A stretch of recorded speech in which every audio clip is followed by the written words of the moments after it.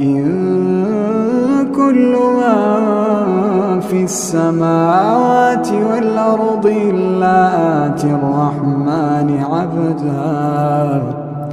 لقد أحصاهم وعدهم عدا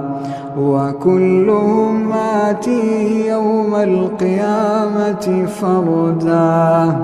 إن الذين آمنوا وعملوا الصالحات سيجعل لهم الرحمن ودا فإنما يسرناه بلسانك لتبشر به المتقين وتنذر به قوما لدا وكم أهلكنا قبلهم من قرن هل تحس منهم من أحد أو تسمع لهم ركزا.